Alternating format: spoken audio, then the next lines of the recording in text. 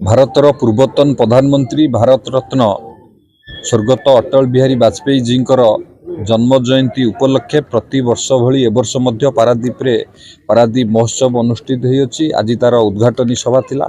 7 दिन धरी ये महोत्सव चालू रहिबो। बाजपेयी जीଙ୍କର भारत वर्ष प्रति जो अवदान अच्छी आम ओडिशा प्रति तांकर अवदान तथा पारादीपर विकास प्रति तांकर जो अवदान रही ताकू से स्मृति को मन पकेवाई तथा पारादीपर ऐतिह्य संस्कृति परंपरा को उज्जीवित करने 7 दिन धरी ये महोत्सव अनुष्ठित होइछि।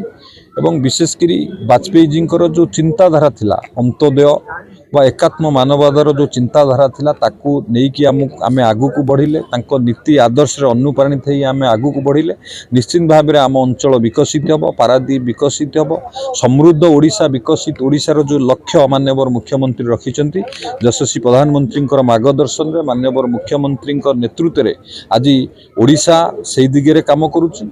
एवं जदि देखिबे आपण 1999 मसीह जो महाबात्यारे ओडिशा ध्वंस विध्वस्त होता तांकर जो कालजयी वाक्य थिला ओडिशा को पुनर्निर्माण करने पुनर्गठन करने अर्थर अभाव रहिबो नाही एवं सबु प्रकार सहयोग जोगई देथिले ओडिशा को पुनर्निर्माण करथिले। आधुनिक भारतर मध्य से निर्माता थिले। परमाणु भित्तिक राष्ट्र करिवारे मध्य तांकर प्रचंड हाथ थिला। तो यही भली व्यक्तित्वंकर जो तांकर जहा जहा अवदान अच्छी निश्चित भाव में 7 दिन व्यापी लोक तांको स्मृति को मन पकेवा आगामी पीढ़ी जानिबा सहित आम अंचलर विकास क्षेत्र में तांकर अवदान को मध्य लोकलोचन को आनिबा एवं एथिरे मध्य बहु मान्यगण व्यक्ति थिले। पारादीप पोर्ट अथॉरिटी अध्यक्ष थिले। पारादीपर विभिन्न विकास क्षेत्रर विकास विभिन्न क्षेत्र विषय में आलोचना होला। निश्चित भाव में पारादीप को आगू को बढ़िबारे ये सहायक।